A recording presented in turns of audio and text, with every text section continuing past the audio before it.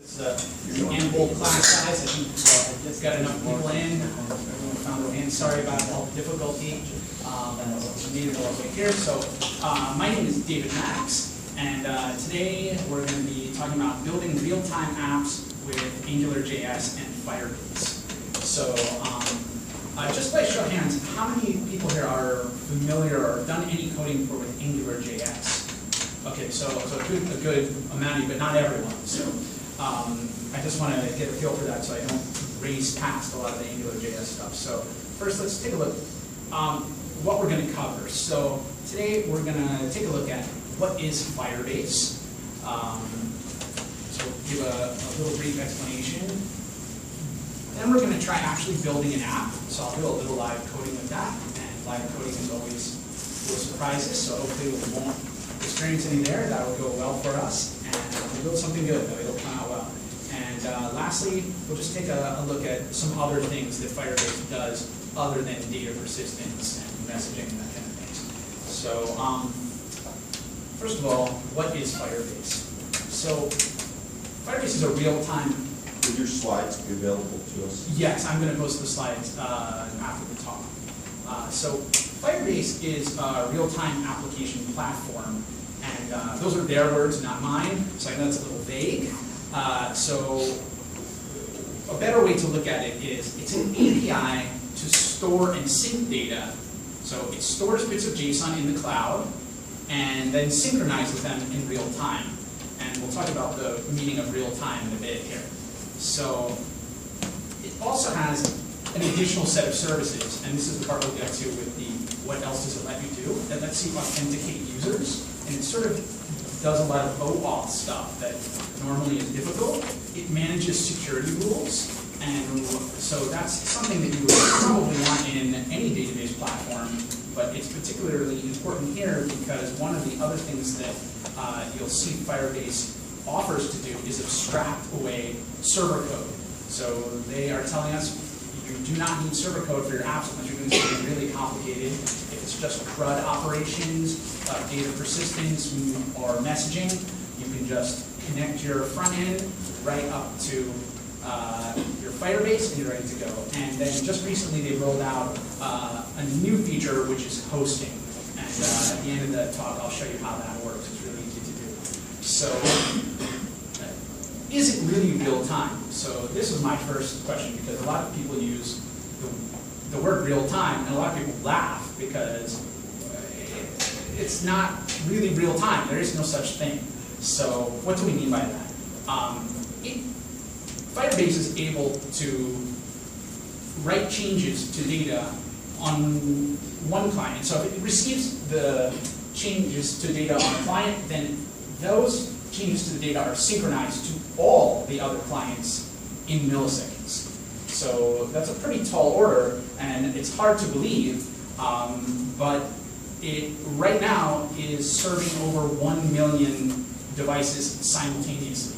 So at any given moment, if you were to go look at the back end of the cloud of Firebase, which is now a part of the Google Cloud Platform, you would find 1 million simultaneously connected devices syncing data within milliseconds. So to me, that's about as close to real time as we're probably going to get ever in our lives. So who knows what comes down the road, but for now.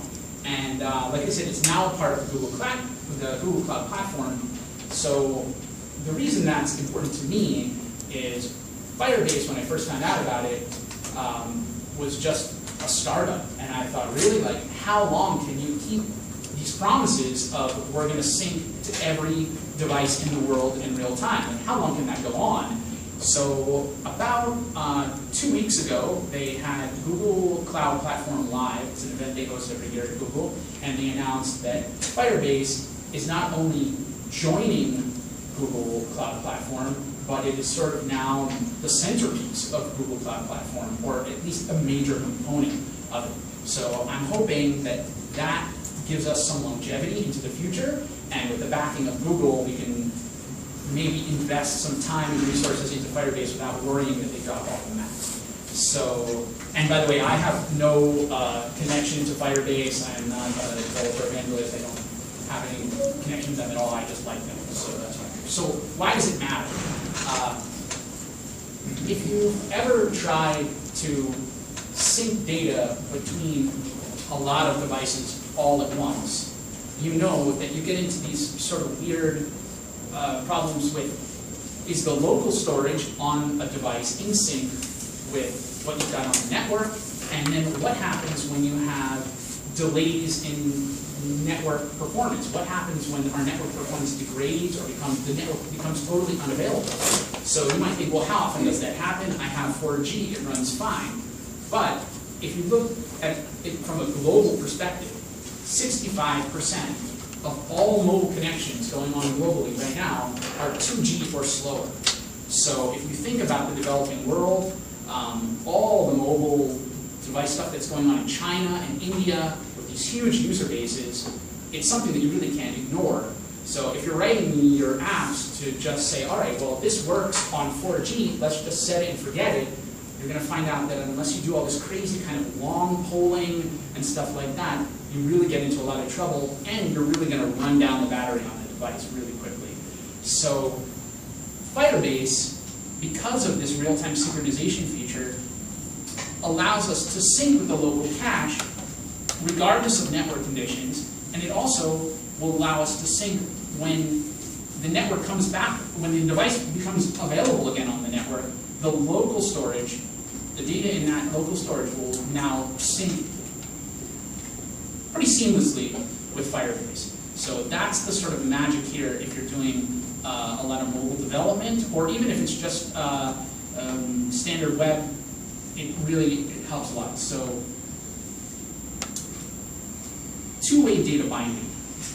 That's something that we get from AngularJS. You see that in most MVC frameworks. And the idea is basically just that you have some data that's in your DOM, and you're synchronizing that with memory. So in this example, scope is memory. If you're familiar with AngularJS, you're thinking about scope. But either way, that's the idea. What Angular does, what they say automagically, is sync that data whenever it changes in the DOM with the data in your memory. So Firebase adds a new component to that, which is three-way data binding. So basically, anytime data changes in the DOM, that syncs with memory, that syncs with scope, and that, in turn, within milliseconds, also updates in your Firebase. So you can see where all of a sudden, this kind of creates a new paradigm where you can write some messaging apps. You can do a lot of stuff with messaging that you couldn't do before, and data persistence sort of takes care of itself. And so this concept, the three-way data binding, is sort of the foundation of what allows us to do a lot of these, a lot of the apps that were not possible without server code. So that's where we come into the no server code promise. So the benefits of three-way data binding are that when you combine it with an MVC, and by the way, I just want to point out that Firebase is not just something for Angular. If you go to their website, you'll find that they have APIs for Ember, they have APIs for Backbone, iOS, Android, and just a general REST API. And usually what you'll do there is you'll get some helper libraries. So for example, I'll show you in a little bit, we have a library called Firebase, and that's going to, Angular Fire. So we have a library called Angular Fire, and that's going to provide some of the boilerplate stuff for us. But you can find those same type of things for Ember and all those other frameworks, iOS, Android, on their site. So again, so as I said, it's taking the data in the DOM, syncing it with scope memory. So this will work on whatever platform you decide to use it with. And one of the things that Firebase is trying to get us to think of them as is a real-time synchronization network. So when you think of most NoSQL databases sitting in the cloud, we think of it as just static data persistence. It's just sitting there, it's data, you figure out what you want to do with it. If you want to do messaging, then you have to get into socket IO and all these other things that make it really complicated. So Firebase is letting us sort of skip around that and provide a whole bunch of back-end stuff that lets us just go right to it. So it's a messaging system, and it's combined with data persistence, and that will let you do some unique things. So building an application. So I was thinking, many apps are just moving data around and performing CRUD operations. So Firebase is basically allowing you to do all this stuff with no server code at all. So if you're, for example, think of it in terms of mean, you don't need Express, you don't need Node. So you can just hook up Angular in the front end, right to Firebase, skip everything in between.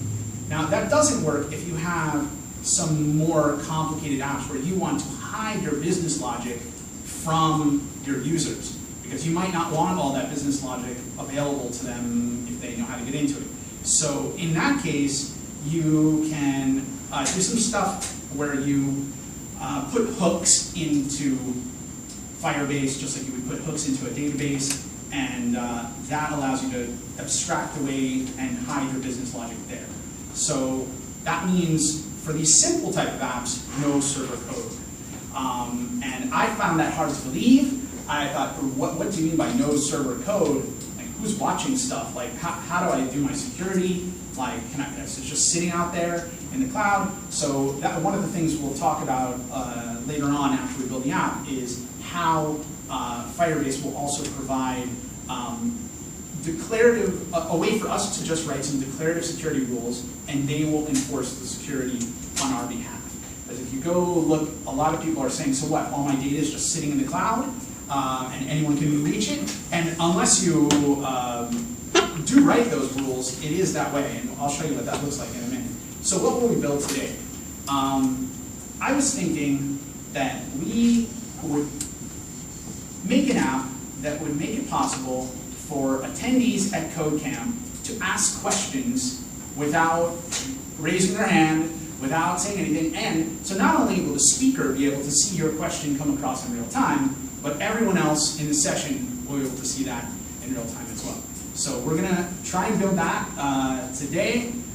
It's just going to be pure AngularJS with HTML5 and CSS tied to Firebase. And so we're going to try to prove the no server code claim and see if it's probably a question. Yeah. Look, I don't want to pose the question right now, but is it similar to Windows Azure or that kind of technology? Or it is in that it is a cloud. It is part of Google Cloud Platform. So if you think of cloud platforms, I think we all know the major one, which is Amazon.